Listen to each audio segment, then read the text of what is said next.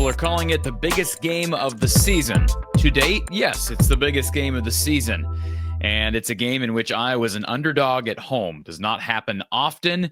Did happen earlier this year. We're going to talk about Iowa and Oregon in just a minute. But first, a big thank you to our sponsor. First of all, Iowa floor covering down in Bondurant. If you're new to the channel, IFC has been with us for years now, a proud sponsor supporter of what we're doing here from the Hawkeye of the Storm. Please give them a call and shoot them your thanks for the coverage around the clock here from the Hawkeye of the Storm. Their number, 515-207-0228. You can also visit their website, iowafloorcovering.com, to learn all about the products and services they offer, including their do-it-yourself flooring. Down at iowafloorcovering.com, they're located in Bondurant. Also, not far from Bondurant, over in Mitchellville, it's Randy Engel and his awesome artwork, his authentic Hawkeye artwork down at Under the Kitchen. Check out the selection of Hawkeye player prints at underthekitchen.square.site.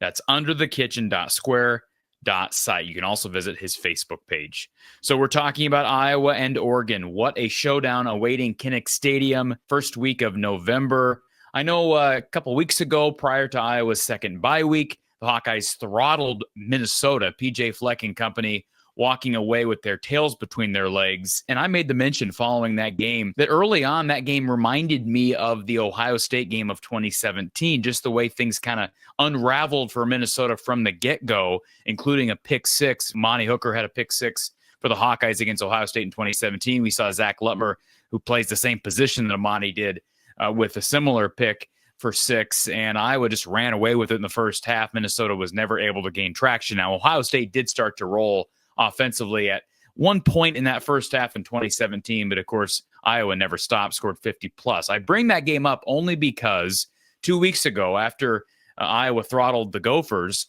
you know, you look at the calendar, you're like, okay, we're not far away from when Iowa throttled Ohio State, but ironically enough, it was actually first week of November in 2017 when Iowa thrashed Ohio State. What do you know? First week of November is upon us. Iowa, mid-afternoon kick against a top 10 team in Kinnick Stadium. So maybe the parallel should be shifted to this game. It's an Oregon Ducks team that comes into this game with just one loss overall, Iowa with one loss in the conference. So both teams theoretically still involved in the conference championship race. However, we all know that Indiana, Ohio State are in cruise control. Assuming those two teams win out, they are going to both play each other in the Big Ten title game. So then you're looking at Iowa and Oregon as potentially being playoff contenders. Yes, I said it. People didn't want to talk about it a month ago. But now that Iowa's winning games, we can look at the schedule and, you know, we have the playoff rankings now. Iowa coming in at 20th in the country. Those rankings released Tuesday. We talked a little bit about the scenarios of an Iowa team, an Iowa 10-2 team that doesn't make it. If you missed our live show with Coach Patterson yesterday and my good friend Kyle Spence, I'll throw it up here in the corner. But I still say it's very likely if Iowa ends up 10-2, they make it. I think it's more likely than if Oregon ends up 10-2. Doesn't mean they won't. I still think it's more than likely Oregon would make it as well. But you start looking at all those SEC teams at the top of the league, and we'll see how much attrition is done there in the final month. But that conference looking to get at least 4 in. The Big Ten would like to get 4 in. You're not going to get 5 from this league this year. But I digress. This is a massive matchup for obvious reasons. And yes, there are so many reasons to believe Iowa can pull this thing off. I will say this, Oregon is aggressive. It's interesting, there was only one game this year where Oregon threw more times than they ran, and that was against Indiana. Ironically enough, they lost that game. Now, Iowa's a team that almost every week is going to run substantially more times than they throw the ball. And Mark Gronowski, with his threat with his feet, only emphasizes that factor of Iowa's offensive play style and strength even more. But if Iowa can get Oregon uncomfortable on early down situations, it certainly bodes well. Can you get some drive killers? Oregon and Iowa, both very good at limiting sacks. In fact, they are tied for sacks allowed. However, Oregon not as good as Iowa at generating sacks. So do the math there. Mark Gronowski fairly mobile, plus an Oregon front that's good, but doesn't typically generate a ton of sacks. That tells me maybe Iowa can have an advantage on getting ahead, staying ahead of the chains if they can create some drive killers. Oregon's offense is electric. They've got a great rushing attack. They average over 6 yards per carry. There's no other team in the country other than, I believe, Navy that's averaging over 5.9 yards per carry. Oregon is. So really impressive. But again, I brought up the Indiana game, which they lost at home. They weren't down by a lot in that game until late. And so the fact that they threw the ball more than they ran, if you're looking back at the numbers and back at the tape, if you're Dan Lanning, you're probably looking at that and saying, hey, we kind of got away from what works. When they're running the football, they are better. So if you can get ahead of the chains, stay ahead of the chains in your Oregon, they use all 4 downs. They're one of the better teams in the country. The numbers say they're one of the better teams in the country on 3rd down conversion percentage, on 4th down conversion percentage. If Oregon's routinely in 3rd and 4 or less situations, it is going to spell trouble for Iowa. So I could see Phil Parker being aggressive. He's been more aggressive this year overall, trusting those corners who have stepped up to the plate down the stretch of the season. I think we're going to see opportunities for Aaron Graves, for Ethan Hurkett, for Max Llewellyn, and some of these blitzing linebackers to get home on Dante Moore. Moore did get knocked out late against Wisconsin with a facial injury. He is expected to play, should be fine. They are coming off of a bye week as well. Turnovers, both teams very good, limiting turnovers, turnover margin. They're basically neck and neck, just like they are with sacks allowed.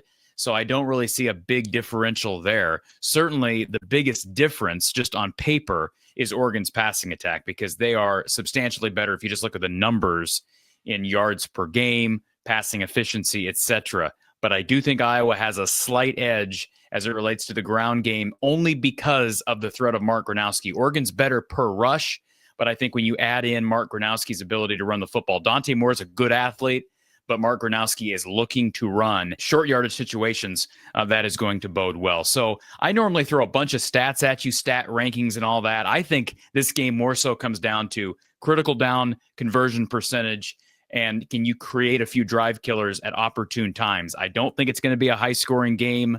I do buy into the idea that Iowa is going to keep this close. Do they have enough in the tank to actually pull it out? We will see. It would not shock me one bit. I'll come out with my score prediction tomorrow. I don't love the fact that the national media is all over this game. I heard Kirk Herbstreit mention earlier today on the Pat McAfee show that he thinks Iowa's going to win, and he's not the only national pundit who is making statements like that. Now, he's seen a number. I mean, think about how many Saturday night football games on ABC Kirk Herbstreit witnessed, whether it be against Michigan in 2016 or Penn State 2008, Penn State 2010. I mean, just go down the list. Michigan State 2010 was an excellent BCS bowl team, and Iowa knocked them off in Kinnick. So bottom line is you want to be able to force Oregon to have to throw on critical downs, and they just don't typically have to. They're so good at staying ahead of the chains, but they are really good through the air as well. Everybody's going to have to play well. The back end's going to have to be solid. You're going to have to get a big game out of Cohen Entringer, Xavier Wampa. Iowa played as well as it has 2 weeks ago against Minnesota, but the week prior, I actually thought Iowa played relatively poorly against Penn State. That may shock some people to hear me say that, but I did not think they looked good against Penn State. I still am a little bit leery on special teams, on field goal snapping. But boy, the Kinnick crowd, get Dante Moore down in the north end zone, and can these two guys stay healthy? Both quarterbacks have been knocked out at different times in the season, and probably more of an unknown behind Gronowski than behind Dante Moore, just from a pure talent standpoint and depth in the quarterback rooms. But boy, both these guys, their health is of supreme importance in this one. The environment, the travel, composure, leadership for Moore, and then just the ability to convert with his legs, Gronowski. And I mean, just so much as far as unknown behind him. Jeremy Heklinski's not played in this moment, and I would expect him to be the guy unless Hank Brown made headway during the bye week, and I've not heard indication of such.